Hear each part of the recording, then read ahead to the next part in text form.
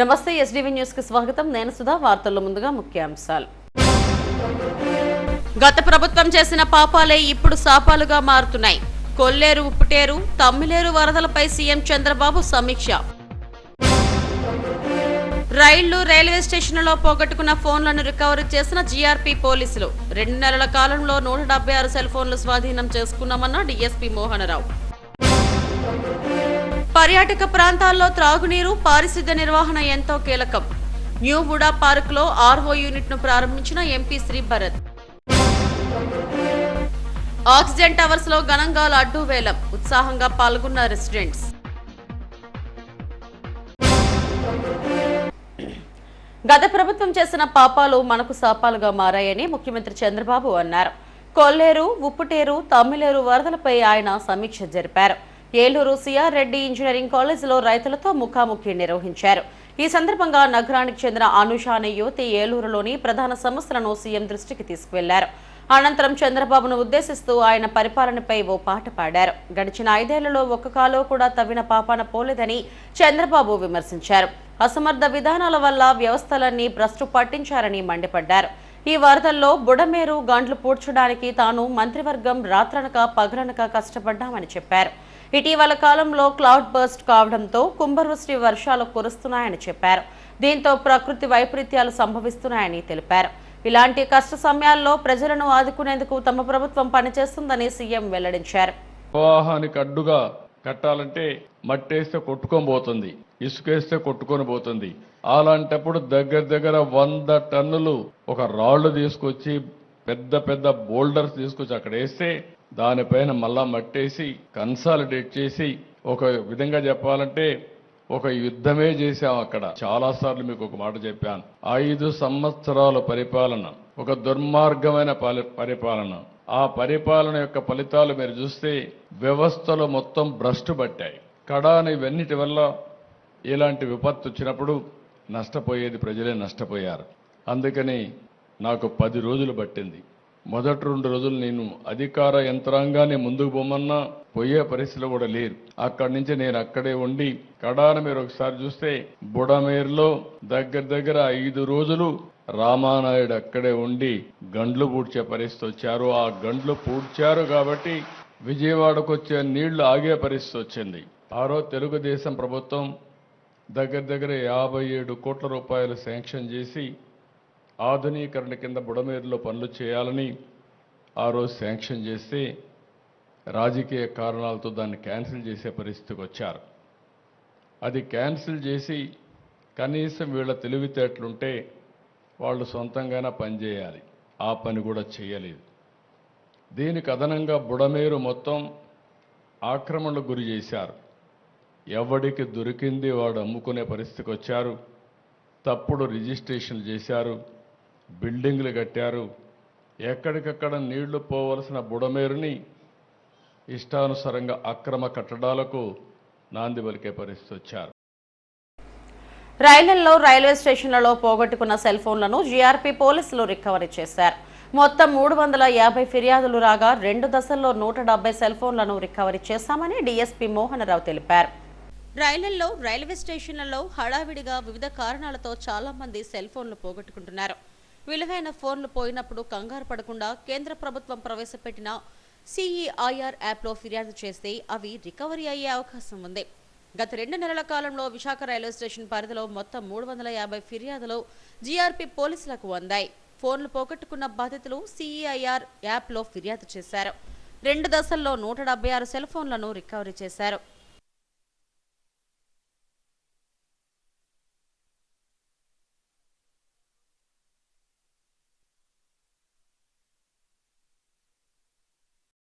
గత 2 నెలల కాలంలో పోగొట్టుకున్న ఫోన్లను IMEI నెంబర్ ఆధారంగా కనుగొన్నామని జీఆర్పీ డీఎస్పీ మోహన్ రావు తెలిపారు. కేంద్ర ప్రభుత్వం ప్రవేశపెట్టిన CEIR యాప్లో ఫిర్యాదు చేస్తే త్వరితంగా కనుగొనేందుకు అవకాశం ఉంటుందని తెలిపారు. బాధితులకు మొబైల్స్ను అందజేస్తామని వెల్లడించారు. ప్రయాణంలో మన తాలూకు బిలాంగింగ్స్ పోగొట్టుకుంటున్నాం. అందులో ముఖ్యంగా సెల్ ఫోన్. మనం ట్రైన్లో ప్రయాణం చేసినప్పుడు ట్రైన్లో కూడా ఛార్జింగ్ పాయింట్లు ఉన్నాయి. అక్కడ పెట్టి మన స్టేషన్ రాగానే దిగిపోతాం పొరపాటున. అలాగే మన బెడ్రోల్ కింద తల కింద పెట్టుకుని పడుకుంటాం, ఉదయం లేచినప్పుడు దిగిపోతుంటాం. అలాగే కిటికీ పక్కన పెడుతూ ఉంటాం, ఎవరో ఒకరు తీసేస్తూ ఉంటారు, లేదా మన పాకెట్ కూడా తీసేస్తూ ఉంటారు. ఈ విధంగా మనం సెల్ ఫోన్లు పోగొట్టుకుంటాం. ఈ రోజుల్లో సెల్ ఫోను లేకపోతే చాలా ఇబ్బందికి మనం గురవుతున్నాం. అయితే ఈ సెల్ ఫోన్ పోయినప్పుడు మాకు వెంటనే మీరు కన్సర్న్డ్ రైల్వే స్టేషన్కి వెళ్ళి అక్కడ పోలీస్ స్టేషన్లో మీరు కంప్లైంట్ ఇస్తే వెంటనే మేము ట్రాకింగ్ పెడతాం. CEIR అని ఒక యాప్ ఉంది, ఇది central government app. Central equipment identity register అని ఒకటి ఉన్నది. అందులో ఈ పర్టికులర్స్ మనం అప్లోడ్ చేయాలి. ముఖ్యంగా IME నెంబర్ ఉండాలి. ఆ పిటిషనర్ కూడాను తన సెల్ ఫోన్ తాలూకు IME నెంబర్ ఇవ్వాలి, ఆధార్ కార్డు తీసుకురావాలి, తర్వాత ఆ సిమ్ నెంబరు మాకు ఇస్తే మేము వెంటనే వాటిని అప్లోడ్ చేస్తాము. అది ఎవరైనా వాడితే మాత్రం తప్పనిసరిగా మనకి ట్రాకింగ్, ఇండియాలో ఎక్కడ వాడినా మనకి అది రికవరీ అయిపోతుంది. వాళ్ళు వాడకపోతే మనం ఏమీ చేయలేం. అయితే ఈ సిమ్ కార్డులు మార్చేస్తారు కాబట్టి మన డేటా పోవడానికి ఆస్కారం ఉంది. ఫోన్ డేటా అయితే రికవర్ అయిపోద్ది, కానీ సిమ్లో ఉన్న డేటా మాత్రం మనకి రాకపోవచ్చు. మీ ఫోన్ అయితే మీకు ఇంచుమించు 90% అందుబాటులోకి వస్తుంది. మొన్న 68 ఫోన్లు మేము ఇచ్చాము. ఇప్పుడు కూడా 108 ఫోన్లు ఈ విధంగా రికవరీ చేసి పోగొట్టుకుని పిలిచాము. వాళ్ళకి మీ ముందే మీ సమక్షంలో వాళ్ళకి అందజేస్తాం. ఉండే రైల్వే స్టేషన్లలో ఫోన్లు పోగొట్టుకుంటే CIR యాప్లలో ఫిర్యాదు చేయాలని పోలీసులు కోరుతున్నారు. ఈ సమావేశంలో GRP పోలీస్ అధికారులు పాల్గొన్నారు. పర్యాటక ప్రాంతాల్లో త్రాగునీరు, పారిశుద్ధ్యం ఆవశ్యకత ఎంతైనా ఉందని విశాఖ ఎంపీ శ్రీభరత్ అన్నారు. దివీస్ ల్యాబొరేటరీస్ CSR విభాగం ద్వారా న్యూ వుడా పార్క్లో ఏర్పాటు చేసిన సురక్షిత తాగునీటి RO యూనిట్ను ఎంపీ భరత్ స్థానిక ఎమ్మెల్యే వెలగపూడి రామకృష్ణ బాబుతో కలిసి ప్రారంభించారు.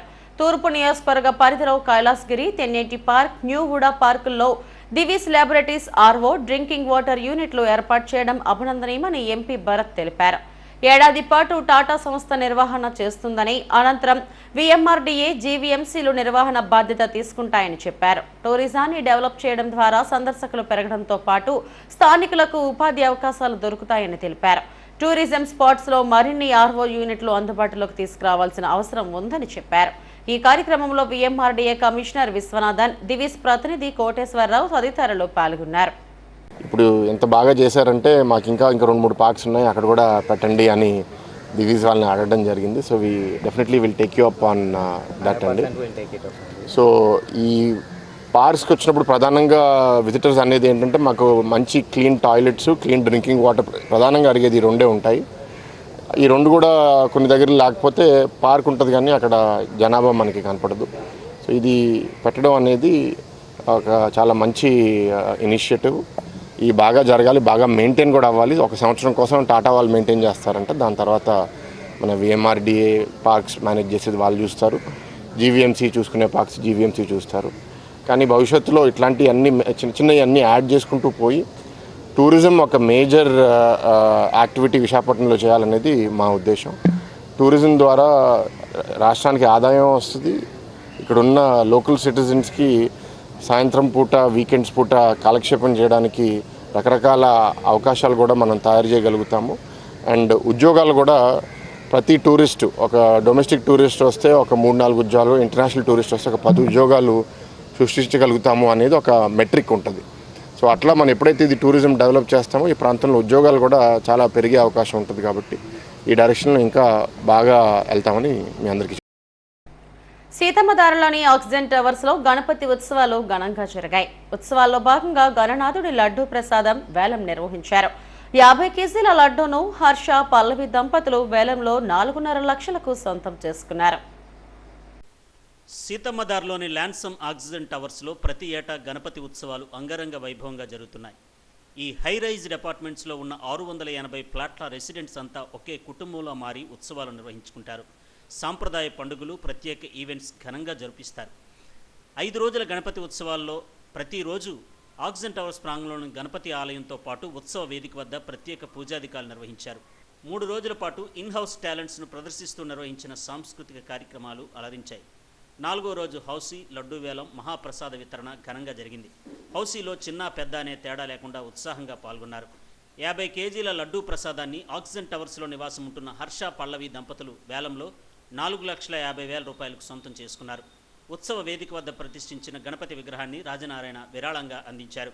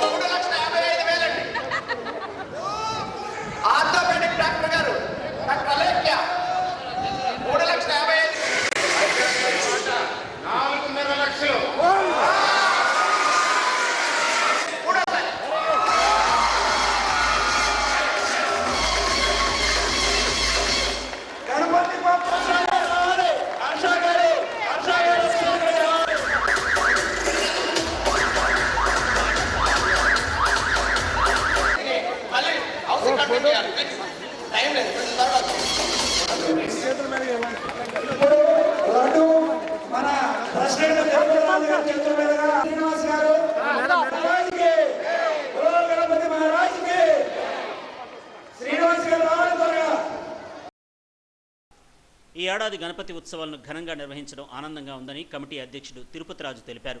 సహకరించిన ప్రతి ఒక్కరికి ధన్యవాదాలు చెప్పారు. ప్రతిరోజు గణనాథునికి ప్రత్యేక అలంకరణ చేసి పూజాధికారులు నిర్వహించామని అన్నారు. లడ్డూ వేలంలో వచ్చిన మొత్తాన్ని ఆలయ అభివృద్ధికి వెచ్చిస్తామని తెలిపారు.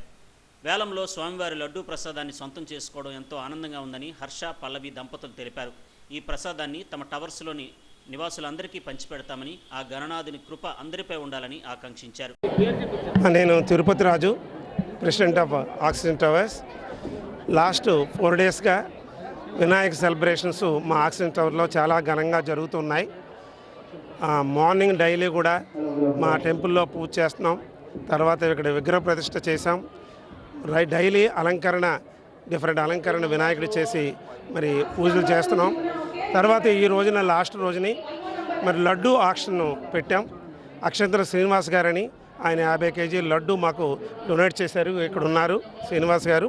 తర్వాత దీని ఇవాళ ఆక్షన్ పెడితే అందరికంటే ఎక్కువ అమౌంట్ డొనేట్ చేసి, ఇది డొనేషన్ అనే చెప్పుకోవాలి, లడ్డు దాని విలువ కాదు, వాళ్ళ మైండ్ ఎక్కువ డొనేట్ చేద్దామని మరి పల్లవి గారు, హర్ష గారు ముందుకొచ్చి 4,50,000 రూపాయలకి మా డొనేషన్ ఇస్తూ ఈ లడ్డూని వారు కైవసం చేసుకున్నారు. వచ్చిన అమౌంట్ని మేము టెంపుల్ ఇంప్రూవ్మెంట్కి ఖర్చు పెడతాం. టెంపుల్కి అవసరమైన పరికరాలకు కానీ దేనికైనా సరే టెంపుల్కి ఖర్చు పెడతాం. పాట అనేది మన 2019లో స్టార్ట్ అయిందండి ఇక్కడ ఆక్సిజన్ టవర్స్లో. అప్పటి నుంచి నాకు ఉండేదన్నమాట ఎలాగైనా తీసుకోవాలి అని చెప్పి. ఎందుకు ప్రతి ఇయర్ అది అవ్వలేదు, కానీ ఇయర్ అయింది. చాలా హ్యాపీగా ఉన్నాము. ఈ లడ్డు ప్రతి ఒక్కరికి మా అపార్ట్మెంట్లో అందరికీ పంచి ఆ దేవుడు అందరినీ కూడా చల్లగా చూడాలి టోటల్ అపార్ట్మెంట్ అని అనుకుంటున్నాను. Thank you. మేము తను చెప్పిందే 5 ఇయర్స్ నుంచి చూస్తున్నాం. ఇది కంటిన్యూస్గా జరుగుతుంది ప్రతి వినాయక చవితికి. ఈ ఇయర్ వేలంపాటలో మేము కూడా పార్టిసిపేట్ చేసి ఎలా అయినా లడ్డు దక్కించుకోవాలని కోరుకున్నాం. ఆ దేవుడి దయ వల్ల లడ్డు మాకు దక్కింది. మేము చెప్పినట్టే అపార్ట్మెంట్లో ఉన్న 680 ఫ్లాట్స్కి రేపు మార్నింగ్ ఆ లడ్డూని మేము అందరి ఫ్లాట్స్కి మేము పంపించేస్తాం ప్రసాదం కింద. నమస్తే అండి, నా పేరు రాజనారాయణ. నేను ఇక్కడ ఆక్సిజన్ టవర్స్లో 2608 ఫ్లాట్ నెంబర్లో ఉంటున్నాను. మేము ప్రతి సంవత్సరం ఒక పండగ వాతావరణంలో మేము జరుపుకునే ఈ గణేశోత్సవం ఈసారి మరింత ఉత్సాహభరితంగా, మరింత ఆనందదాయకంగా జరగడం జరిగింది. ఈ 3 రోజుల నుంచి, గత 3 రోజుల నుంచి మంచి సాంస్కృతిక కార్యక్రమాలు అవి నిర్వహించుకున్నాం. ఇప్పుడు 4వ రోజున లడ్డు వేలం పెట్టుకున్నామండి. ఇది ఎప్పుడు లేనట్టుగా 4,50,000కి లడ్డు విక్రయం జరిగింది. అదే కాకుండా ఈసారి అందరూ అధిక సంఖ్యలో పాల్గొని పూర్తిగా కొత్త అంటే ఇంత ముందర పెద్దగా పార్టిసిపేట్ చేయని మనుషులు కూడా ఈసారి బాగా ఎక్కువ పార్టిసిపేట్ చేసి ఇది మరింత శోభాయమానంగా జరిగింది. ఇలాగే ఈ సంవత్సరమే కాకుండా ప్రతి సంవత్సరం ఇలాగా ఇది అభివృద్ధి చెందుతూ ఉండాలని మనస్ఫూర్తిగా కోరుకుంటున్నాం. రాజనారాయణ గారికి, అలాగే లడ్డు స్పాన్సర్ అక్షంతల శ్రీనివాస్ గారికి, అలాగే శిల్పి బెహ్రా గారికి కమిటీ తరఫున ధన్యవాదాలు తెలియజేస్తున్నాం. 5 రోజుల గణపతి ఉత్సవాలు ఆక్సిజన్ టవర్స్ ప్రాంగణంలో భక్తి శ్రద్ధలు ఆనందోత్సాహాల నడుమ అంగరంగ వైభవంగా నిర్వహించారు. ఈ కార్యక్రమంలో కార్యదర్శి Ramanamurthy, joint secretary Sindhu Suresh, residents పెద్ద సంఖ్యలో పాల్గొన్నారు. విజయవాడ కనకదుర్గమ్మను టాలీవుడ్ యంగ్ హీరో సాయి ధర్మతేజ దర్శించుకున్నారు. ఆలయ అధికారులు స్వాగతం పలికి దర్శన ఏర్పాట్లు చేశారు. దర్శనం అనంతరం వైదికులు ఆశీర్వదించగా అధికారులు అమ్మవారి తీర్థ ప్రసాదాలు అందజేశారు.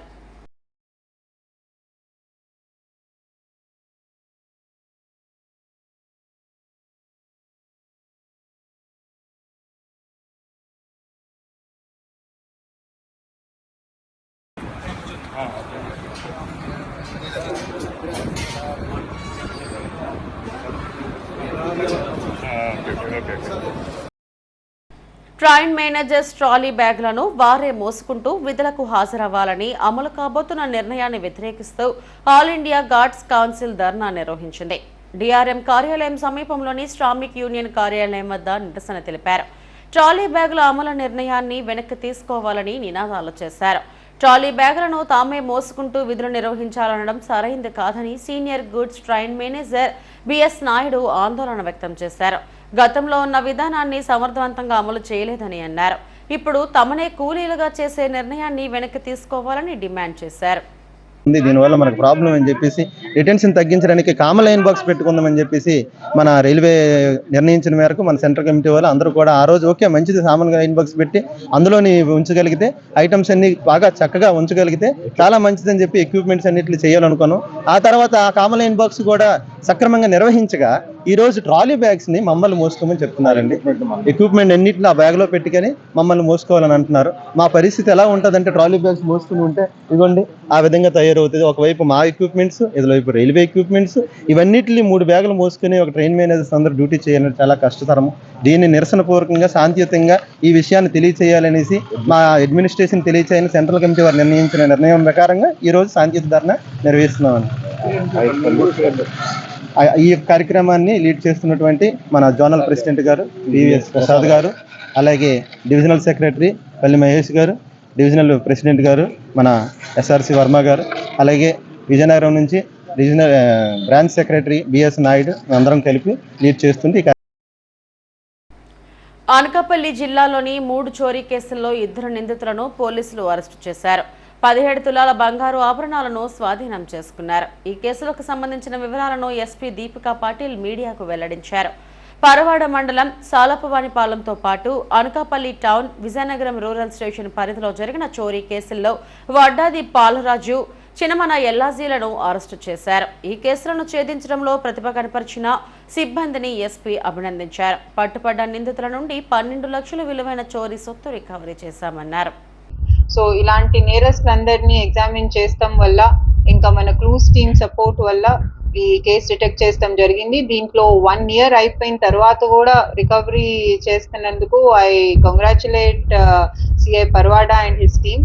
కొన్ని ప్రాపర్టీ ఏదైతే పోయిందో మొత్తం అంతాలో 80%, 3 కేసెస్ కలిపి 80% పైన రికవరీ చేశారు. ఇంకా ఫర్దర్ కూడా వాళ్ళని ఇంటర్గేట్ చేసి వెరిఫై చేస్తాం. పోతం కూడా గోల్డే పోయింది. మనం రికవర్ చేయండి ఓన్లీ ఒక 20 grams సిల్వర్ ఒకటి చెప్పారు మనకి, అది ఒకటి రికవర్ అవ్వలేదు. గోల్డ్ అయితే మొత్తం రికవర్ చేసాము. మనకి కేసెస్ ఉన్నది పర్వాడా పోలీస్ స్టేషన్ లో ఉంది, అనకాపల్లి రూరల్ స్టేషన్ లో ఉంది, ఇంకొకటి Vizianagaram rural, Anakapalli town, Vizianagaram rural, Anakapalli town station, Vizianagaram rural station, Parvada station. ఇది డిటెక్ట్ చేసిన వాళ్ళు, రికవర్ చేసిన వాళ్ళు పర్వాడా స్టేషన్ లో చేశారు.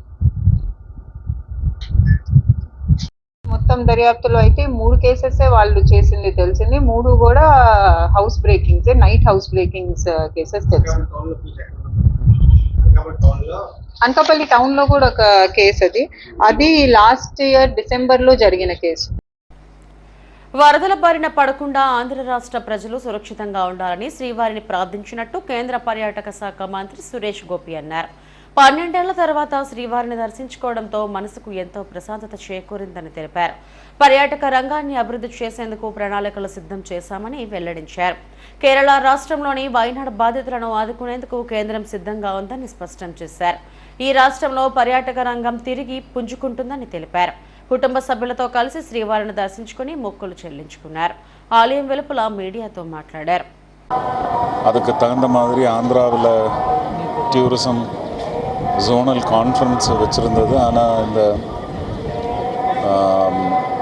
debacle after the incessant rains almost took the ministry to divert the location from Andhra Pradesh, Visakhapatnam to Bengaluru. But when it was decided at Visakhapatnam, I thought I will come and take his blessings. Since we shifted to Bengaluru also, I did not want to shift my decision. எப்படியும் பகவானை அடிக்கடி வந்து பார்க்குறது பழக்கம் இருந்தது, கொஞ்ச நாளாக இல்லை. இப்போ மறுபடியும் வந்து இன்னைக்கு பார்த்து ரொம்ப திருப்தின்னு சொன்னால் ரொம்ப சந்தோஷமாக இருக்கேன். ஒரு 100 வருஷத்துக்கான அனுகிரகம் கிடச்சிருக்குன்னு நினைக்கிறேன். மறுபடியும் நாளைக்கே வரணும் போல் இருக்கு. Blessed. Thank you, Tirupati, and also prayers for the people of Andhra Pradesh who are in certain areas of Andhra Pradesh passing through a very difficult period. Prayers. Headlines మరోసారి. గత ప్రభుత్వం చేసిన పాపాలే ఇప్పుడు శాపాలుగా మారుతున్నాయి. కొల్లేరు, ఉప్పుటేరు, తమ్మిలేరు వరదలపై సీఎం చంద్రబాబు సమీక్ష. రైళ్లు, రైల్వే స్టేషన్లలో పోగొట్టుకున్న ఫోన్లను రికవరీ చేసిన జీఆర్పీ పోలీసులు. 2 నెలల కాలంలో 176 సెల్ ఫోన్లు స్వాధీనం చేసుకున్నామన్న డీఎస్పీ మోహనరావు. పర్యాటక ప్రాంతాల్లో త్రాగునీరు, పారిశుద్ధ్య నిర్వహణ ఎంతో కీలకం. న్యూ వుడా పార్క్ లో ఆర్ఓ యూనిట్ ను ప్రారంభించిన MP Shri Bharat. Oxygen towers లో ఘనంగా లడ్డూ వేలం, ఉత్సాహంగా పాల్గొన్న రెసిడెంట్స్. ఇవి ఇప్పటి వరకు నా బులెటిన్ అప్డేట్స్. మరిన్ని వార్తా విశేషాల కోసం చూస్తూనే ఉండండి ఎస్టీవీ న్యూస్. నమస్తే.